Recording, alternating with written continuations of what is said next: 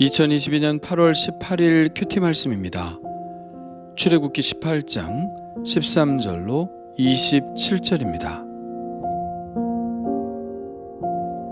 이튿날 모세가 백성을 재판하느라고 앉아있고 백성은 아침부터 저녁까지 모세 곁에 서 있는지라. 모세의 장인이 모세가 백성에게 행하는 모든 일을 보고 이르되 내가 이 백성에게 행하는 이 일이 어찌 됨이냐? 어찌하여 내가 홀로 앉아있고 백성은 아침부터 저녁까지 내 곁에 서 있느냐? 모세가 그의 장인에게 대답하되 백성이 하나님께 물으려고 내게로 옴이라. 그들이 일이 있으면 내게로 오나니 내가 그 양쪽을 재판하여 하나님의 율례와 법도를 알게 하나이다. 모세의 장인이 그에게 이르되 내가 하는 것이 옳지 못하도다. 너와 또 너와 함께한 이 백성이 필경 기력이 쇠하리니 이 일이 내게 너무 중함이라 내가 혼자 할 수 없으리라. 이제 내 말을 들으라. 내가 내게 방침을 가르치리니 하나님이 너와 함께 계실지로다. 너는 하나님 앞에서 그 백성을 위하여 그 사건들을 하나님께 가져오며 그들에게 율례와 법도를 가르쳐서 마땅히 갈 길과 할 일을 그들에게 보이고 너는 또 온 백성 가운데서 능력 있는 사람들 곧 하나님을 두려워하며 진실하며 불의한 이익을 미워하는 자를 살펴서 백성 위에 세워 천부장과 백부장과 50부장과 10부장을 삼아 그들이 때를 따라 백성을 재판하게 하라. 큰 일은 모두 내게 가져갈 것이요 작은 일은 모두 그들이 스스로 재판할 것이니 그리하면 그들이 너와 함께 담당할 것인즉 일이 내게 쉬우리라. 내가 만일 이 일을 하고 하나님께서도 내게 허락하시면 내가 이 일을 감당하고 이 모든 백성도 자기 곳으로 평안히 가리라. 이에 모세가 자기 장인의 말을 듣고 그 모든 말대로 하여 모세가 이스라엘 무리 중에서 능력 있는 사람들을 택하여 그들을 백성의 우두머리 곧 천부장과 백부장과 50부장과 10부장을 삼으매 그들이 때를 따라 백성을 재판하되 어려운 일은 모세에게 가져오고 모든 작은 일은 스스로 재판하더라. 모세가 그의 장인을 보내니 그가 자기 땅으로 가니라. 아멘.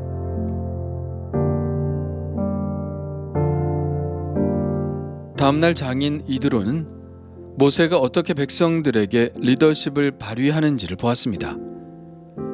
모세가 하는 일이라고는 하루 종일 백성들과 만나서 그들의 잘잘못을 가려주는 일이었습니다. 아침부터 저녁까지 백성들은 모세를 찾아왔고 모세는 다른 일은 아무것도 하지 못하고 백성들을 만나서 그들의 문제를 판단해 주었습니다. 이드로는 이 모습을 보고 뭔가 잘못됐다고 느꼈습니다. 그래서 그는 모세에게 물었죠. 내가 이 백성에게 행하는 이 일이 어찌 됨이냐? 어찌하여 내가 홀로 앉아있고 백성은 아침부터 저녁까지 내 곁에 서 있느냐? 모세가 말했습니다. 백성이 하나님께 물으려고 내게로 옴이라. 그들이 일이 있으면 내게로 오나니 내가 그 양쪽을 재판하여 하나님의 율례와 법도를 알게 하나이다. 그러자 이드로가 말합니다. 내가 하는 것이 옳지 못하도다. 무엇이 옳지 못하다는 것일까요? 모세는 최선을 다하고 있지 않나요? 백성은 모세에게 찾아왔고 모세는 성십성의껏 그들을 만나 그들의 고충을 들어주고 판단해주고 있습니다. 그런데 무엇이 옳지 못하다는 것일까요? 이드로는 세 가지의 문제를 지적합니다. 18절입니다. 너와 또 너와 함께한 이 백성이 필경 기력이 쇠하리니 이 일이 내게 너무 중함이라 내가 혼자 할 수 없으리라. 여기에 세 가지 문제가 다 들어있죠. 첫째는 모세의 육체적 탈진이고 둘째는 백성들의 탈진입니다.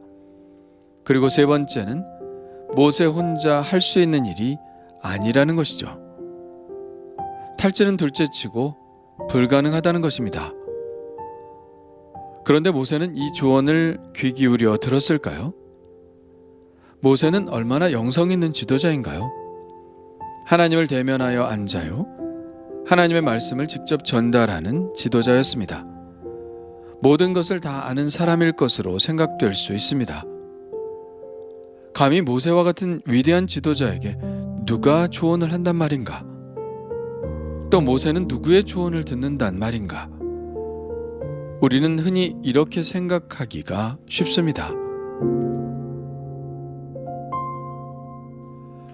그러나 한 가지를 잘한다고 해서 다른 여러 가지를 잘할 수 있는 것은 아닙니다. 내가 아는 것은 한계가 있죠. 모세는 영성은 있었지만 시스템은 잘 몰랐습니다. 시스템은 경험이 많이 있었던 장인이 더 많이 알고 있었죠. 모세는 겸손하게 이 장인의 말을 들어야 했습니다. 우리는 한 부분에 대해서 많이 알고 인정을 받으면 교만해집니다. 그래서 다른 사람의 말을 잘 듣지 않는 경향이 있죠.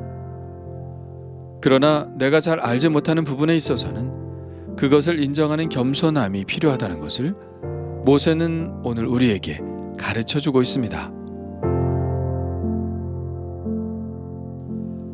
저를 포함해서 많은 목사님들이 경영학 서적의 도움을 적지 않게 받는 편입니다. 목사라는 직책은 말씀을 전하고 기도하는 데 전무해야 하지만 어쩔 수 없이 경영을 해야 하는 입장에 처해 있습니다. 한 공동체를 이끌어가는 것은 영성만으로 되는 것은 아니기 때문입니다. 겸손하게 전문적인 부분에 대한 조언을 듣는 것이 지도자에게 있어서는 매우 중요한 일이죠. 교회 안에서 가장 지도자로 세우기 힘든 사람이 있습니다. 자기만 아는 사람입니다. 좋은 지도자는 많이 아는 사람이 아니라 다른 사람의 말을 잘 듣는 사람입니다. 듣고 수용하는 지도자가 좋은 지도자죠. 물론 너무 귀가 얇아서도 안 되고 끌려가서도 안 됩니다. 그러나 진심으로 그 말을 마음속에 새겨둘 수 있어야 하고 어떤 말을 하든지 경청할 수 있는 사람이 되어야 합니다. 어떤 사람이 좋은 속장일까요? 저는 속도원들의 말에 귀를 잘 기울이고 공감해 줄 수 있는 사람이라고 생각합니다. 그것이 섬기는 모습이죠. 속장을 세울 때 제일 마음에 걸리는 것은 다른 사람의 말을 묵살하고 듣지 않고 자기 마음대로 하는 사람입니다. 그런 사람은 금방 알 수 있죠. 몇 마디 말을 던져보면 이 사람이 남의 말을 잘 듣는 사람인지 자기 생각으로 꽉 차 있는 사람인지를 알 수 있습니다. 자기 생각이 꽉 차 있는 사람이라면 지도자로 세우기는 힘들죠. 분명히 그 속회는 깨지고 말 것이기 때문입니다. 이도로의 지적은 정확했습니다. 모세는 지치고 탈진할 것입니다. 그리고 모세가 모든 것을 다 하는 한 중간 지도자들은 세워지지 않을 것이고 그들은 할 일이 없어 그저 줄이나 세우고 있을 따름일 것입니다. 그러면 그럴수록 백성들은 점점 더 모세에게 의존적이 될 것이고 모세는 점점 더 힘들어질 것입니다. 이렇게 된다면 이도로의 지적대로 그것은 선하지 못한 것이죠. 그래서 이도로는 모세에게 방침을 가르칩니다. 21절입니다. 너는 또 온 백성 가운데서 능력 있는 사람들 곧 하나님을 두려워하며 진실하며 불의한 이익을 미워하는 자를 살펴서 백성 위에 세워 천부장과 백부장과 50부장과 10부장을 삼아 그들이 때를 따라 백성을 재판하게 하라. 큰 일은 모두 내게 가져갈 것이요 작은 일은 모두 그들이 스스로 재판할 것이니 그리하면 그들이 너와 함께 담당할 것인즉 일이 내게 쉬우리라. 내가 만일 이 일을 하고 하나님께서도 내게 허락하시면 내가 이 일을 감당하고 이 모든 백성도 자기 곳으로 평안히 가리라. 이드로는 이 일을 하게 되면 얻게 될 몇 가지 장점에 대해서 이야기하고 있는데요. 첫째는 22절 끝에 있습니다. 일이 내게 쉬우리라. 모세가 편해질 것이라는 것입니다. 지도자는 방향을 잡는 사람이죠. 그래서 지도자는 바쁜 것보다 여유가 필요합니다. 여유가 있어야 멀리 볼 수 있기 때문이죠. 멀리 볼 수 있는 시간을 갖지 않는다면 지도자는 지도자의 역할을 감당할 수 없습니다. 일이 쉬워질 때 지도자는 멀리 보는 시간들을 확보할 수 있게 되죠. 둘째는 평신도 지도자들의 결과입니다. 22절에 이렇게 나와 있습니다. 작은 일은 모두 그들이 스스로 재판할 것이니 그리하면 그들이 너와 함께 담당할 것인즉. 중간 지도자는 일에 참여할 때 더욱 성장하게 됩니다. 셋째는 백성들의 결과죠. 23절입니다. 이 모든 백성도 자기 곳으로 평안히 가리라.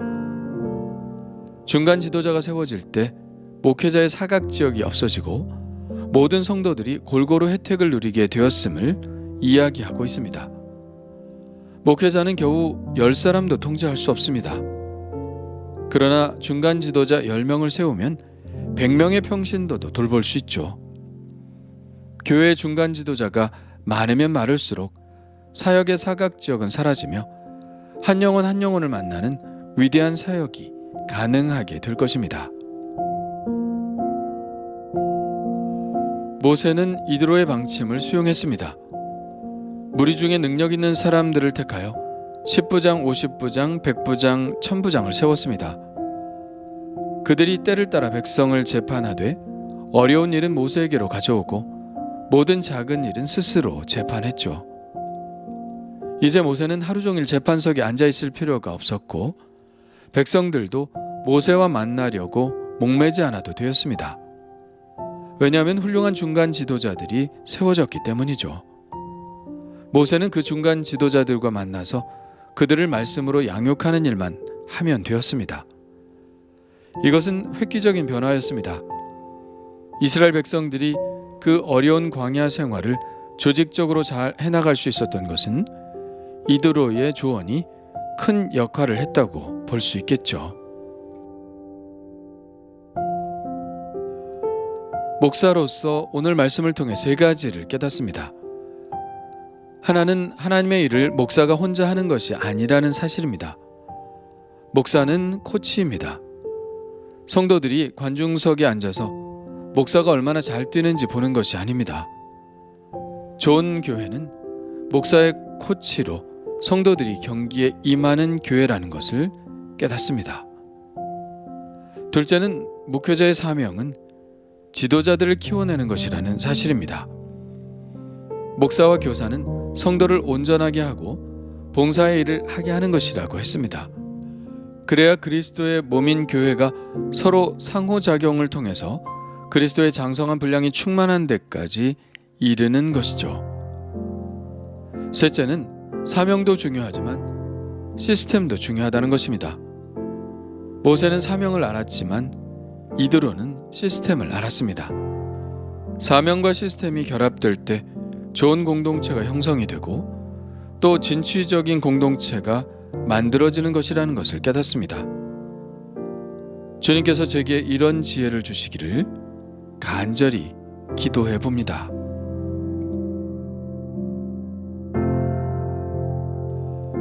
주님 감사합니다.